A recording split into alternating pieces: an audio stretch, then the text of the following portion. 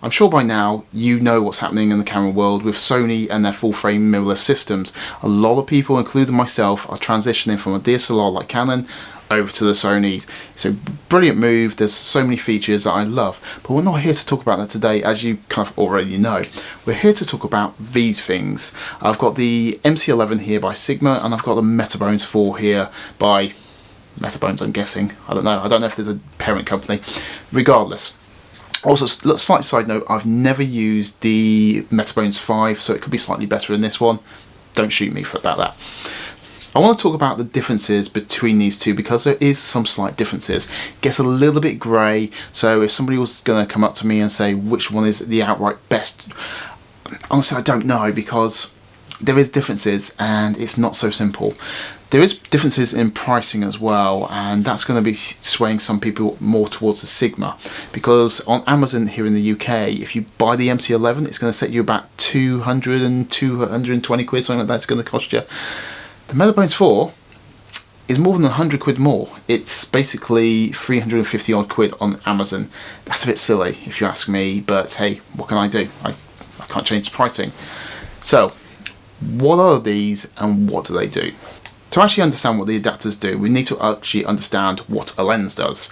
Because a lens, when it's focusing this side, this is the back end of the lens, this is the front end, when it's focusing on your subject matter at this end, it also needs to project the image out to the rear at a very precise point, basically onto this camera sensor on a DSLR, well for this lens anyway.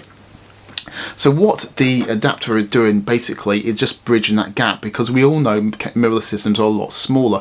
This bridges that gap. It also adds in electrical contacts, so I get all the autofocus options, basically aperture control, etc, etc.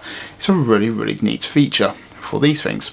But yeah, they're basically just bridging the gap and adding in autofocus and aperture controls. That's all they're doing. You can actually update the firmware on both of them, which is a pretty cool thing, because obviously technology moves on, firmware on the cameras moves on, etc, etc. So just update the firmwares on these.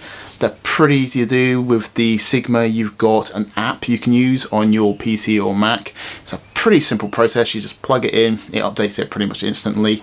With the Metabones, you've actually got to download some software. It's pretty easy to do. Just follow the instructions. You shouldn't have any problems at all. The adapters are pretty cool. They just bridge the distance between the camera sensor and the lens mount, which would be typically on a DSLR or Canon DSLR 44mm, and on the Sony mirrorless it's 18mm. So these just literally bridge that. Pretty cool. So what are the differences? Okay, so let's start with the Sigma MC-11.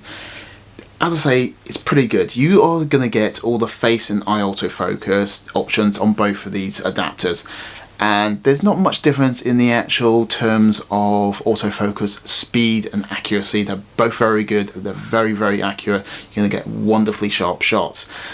The differences mainly come down to the actual options when you put these on the, when you put a lens on here, depending on what lens you put on here. For example, if you put the Sigma art lenses onto the art adapter or the MC-11 adapter, it's not an art adapter, is it? If you put art lenses onto the MC-11 adapter, you're going to get a full range of the actual autofocus options on the Sony cameras. That's wonderful. So you get obviously the zone, the wide, you get the spot meter and spot zone thingy, whatever it is. You get all the options basically. However, if you put a Canon lens onto the MC-11, you don't get the zone focusing, and you also don't get this spot focusing expand, I think that's what it's called, or the, hang on, checking my notes, the lock on expand as well. I've got some notes just down here because I don't want to get this wrong. So yeah, you don't get the zone, you don't get the flexible spot expand or the flexi spot expand lock-on features, which is a little bit annoying. So you get all of that if you put the art lens on here, but you don't get it if you put the Canon lens on here. It's a little bit annoying now. There is one area of the MC-11 which I'm not so keen on, and that's in the single point autofocus. So like a DSLR, you just focus on the single point and you can focus and recompose. On this, it's not so good, because what will happen, it will basically just do the focus bounce, basically just go back and forth and lock on. It's basically using the contrast focus system on the sensor, basically. It's like using the phase detection. Phase detection is always going to be that little bit faster. And this is where I go on to the Metabones IV. Again, this is why it's all so great. You see, the Metabones, you don't get all the options like you do with the art lenses on the MC-11. If you put either of the art lenses, or you put the Canon mount lenses on here, so the L lenses or whatever lens you want to say, you don't get the zone focusing, you don't get the expanded spots focusing, or the, let's just check my notes again, the flexi spot expand, that's the correct name, or the lock on expand. That's basically there's two options right down at the bottom. You don't get that with the MC-11.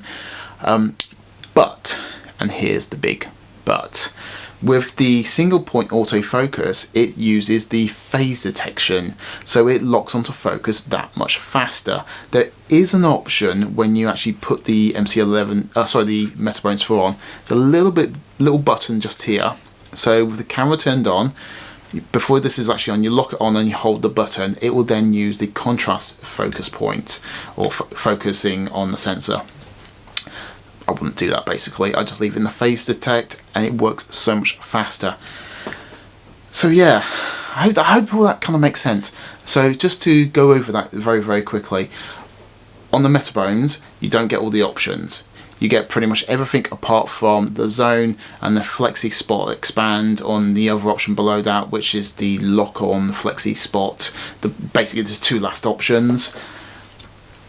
MC-11, with art lenses you get all of the options, but you don't get all of the options with the Canon lenses. You don't get the zone, and you don't get the flexi spot expand or the flexi spot expand lock on. God, these names are crazy. The two last options. But you do get that focus bouncing, which is a little bit annoying. The actual tracking is really fast on both of them. The face and eye detect is really fast on both of them.